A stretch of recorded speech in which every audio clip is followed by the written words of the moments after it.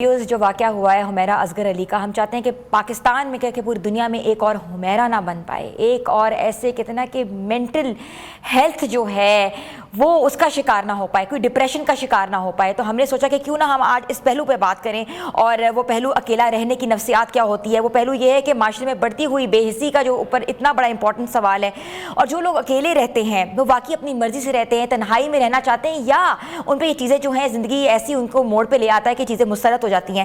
تو آج ہم اس چیزوں کے اوپر بھی بات کریں گے، اس پہلو پہ بھی ہم عکاسی ڈالیں گے، نظر ڈالیں گے۔ ہمارے ساتھ موجود ہیں جو ہمارے پہلے بھی پروگرامز کا حصہ لیں، آپ نے دیکھا ہے ماہر نفسیات ڈاکٹر علی اجمل، جن کو میں ویلکم کرتی ہوں۔ جی السلام علیکم۔ وعلیکم السلام۔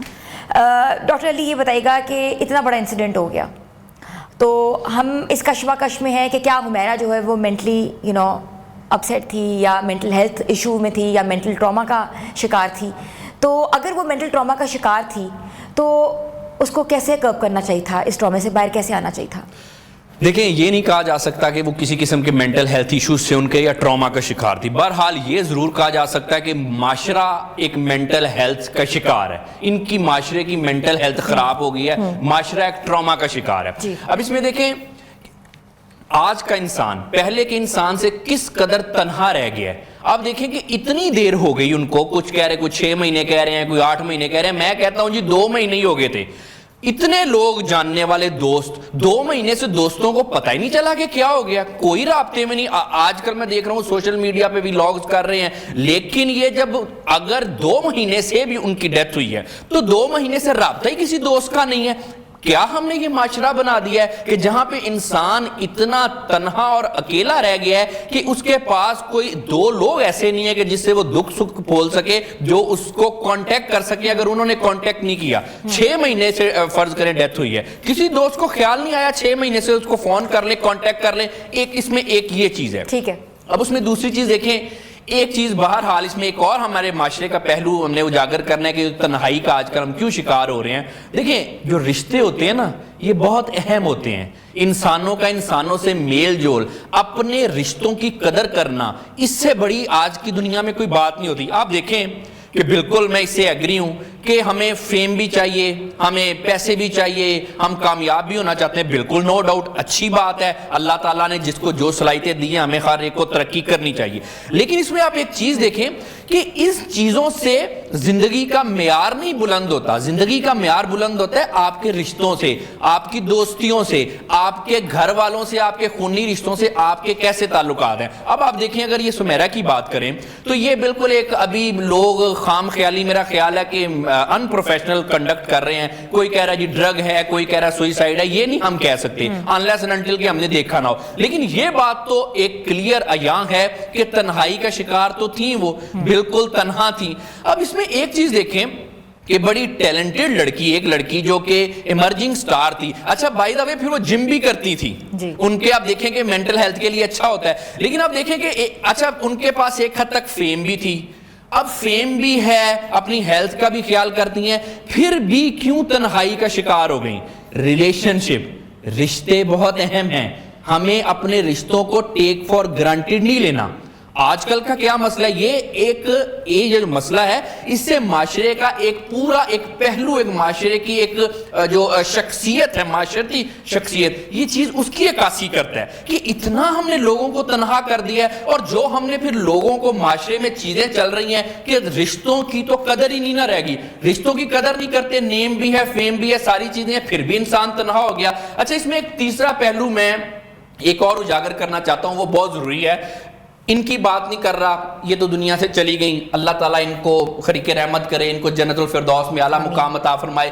لیکن آج کل آپ دیکھیں کہ سوری ٹو سے مجھے یہ کرنا پڑے، بات کرنی پڑے گی جو آپ نے شروع میں بات کی کہ ایک اور حمیرہ نہ اس دنیا میں ہو، ایک اور بچی کے ساتھ ایسا مسئلہ نہ ہو۔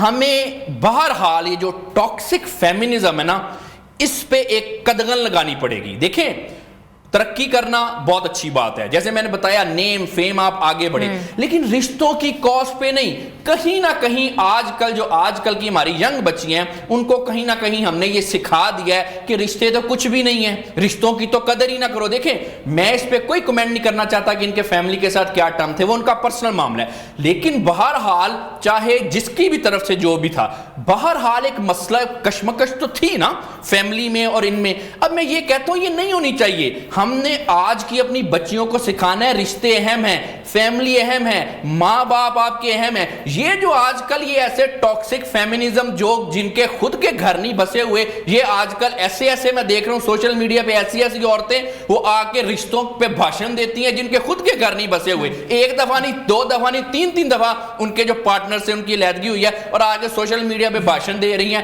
ہماری بچیوں کو بگاڑ رہی ہیں. We need to understand that. دیکھیں I think ان کا ایکسپیرینس ہوتا ہوگا اسی لیے بتاتی نہیں تو بگاڑیں گی, اس لیے بگاڑیں گی کہ جن کے خود نہیں کر سکی وہ اب آ کے بھاشن دے رہی ہیں. اچھا اس میں ایک اور چیز دیکھیں, ایک چیز ہم نے اس میں سمجھنی ہے. میں ایک چیز دیکھیں ان کی بہرحال یہ ان کا اپنا ذاتی مسئلہ تھا, ان پہ میں کوئی کمنٹ نہیں کرنا چاہتا, لیکن میں جسٹ مجھے کمپلیٹ ایک سینٹینس مجھے بولنے دیجیے. دیکھیں بات یہ ہے کہ یہ جو پھر میں وہی ٹاکسک فیمنزم کی بات کرتا ہوں. دیکھیں ہماری جو عورت ہے نا یہاں پہ یہ کوئین ہے, ہم جو گھر کی ملکہ ہوتی ہے, ماں جو بیٹا ہے اس کے بعد ہسبینڈ ہے, وہ سارا کچھ دیتا ہے. یہ پہلو ایک اور بھی میں اجاگر کرنا چاہتا ہوں کہ آپ دیکھیں نا کرایہ نہیں دے سکی, اتنی دیر کرایہ نہیں دے سکی. اب یہ ٹاکسک فیمنزم کی موت ہے جو کہتی ہیں وہ مرد کیا ہوتا ہے جی چھوڑو پرے, ہم جی انڈیپینڈنٹ خواتین ہیں, ہم جی ہمیں کسی کی ضرورت ہی نہیں ہے. دیکھیں یہ جو آپ ویسٹرن ویلیوز کی بات کرتے ہیں نا, عورت کو دیوار کے ساتھ لگایا ویسٹرن ویلیوز نے. آدھا کرایہ دو, اس کے بعد آدھی گروسری کرو, بجلی کا بل آدھا دو, تو عورت کی کیا رہ جاتی ہے؟ عورت تو بیچاری پسی پڑی ہے. لیکن ہمارے معاشرے میں دیکھیں کیا ہوتا ہے, مرد کہتا ہے جو کچھ بھی ہے گھر کی ملکہ ہو سارا خرچہ میرے اوپر ہے. تو میں یہ اپنی عورتوں کو کہنا چاہتا ہوں کہ ان کے ٹریڈیشنل ویلیوز نہ توڑیں. اب ریالٹی کیا تھی کیا نہیں تھی اس کی ہم ڈسکس نہیں کریں, لیکن جو بھی ہے ہم نارملی ڈسکس کر رہے ہیں کہ آج کی عورت کے کیا مسائل ہیں. کیا جو عورت آج اکیلی رہتی ہے کہ وہ نفسیاتی مسائل کا شکار ہوتی ہے؟ میں آپ سے یہ سوال پوچھنا چاہ رہی ہوں. اکیلا چاہے مرد رہے چاہے عورت رہے, نفسیاتی مسائل تو ہوتے ہیں, لیکن میں یہاں پہ یہ بتانا چاہتا ہوں کہ عورت کو اکیلا کیا کس نے؟ عورت کو اکیلا کیا ٹاکسک فیمنزم نے. عورتوں کو دیکھیں گھر کی ملکہ ہیں, لیکن جب ہم عورتوں کو اپنی بچیوں کو یہ سکھائیں گے, میں اس واقعے کی بات نہیں کر رہا, اوور آل جب ہم بچیوں کو سکھائیں گے دیکھو فادر جو ہیں وہ کنونشنل ہیں, وہ کنٹرولنگ ہے, یہ ہسبینڈ کی کیا مجال ہے آپ کو بات کر دیں, یہ تو کنٹرولنگ ہے, یہ تو دھکیانوسی ویلیوز ہیں. جب آپ دھکیانوسی ویلیوز چھوڑیں گی, ویسٹرن کی ویلیوز کی طرف جائیں گی, تو پھر آدھا کرایہ بھی دینا پڑے گا آپ کو, پھر آدھا بجلی کا بل بھی دینا پڑے گا آپ کو, پھر گھر کا خرچہ بھی اٹھانا پڑے گا. لیکن آپ دیکھیں نا اس میں یہ واقعہ کیا آئی اوپنر نہیں ہے کہ ایک بچی اللہ تعالیٰ اس کو جنت الفردوس میں جگہ عطا فرمائے, اسٹرگلنگ ایکٹر ہے, فیمس بھی ہے, لیکن پھر بھی اتنی دیر سے کرایہ نہیں دے سکی.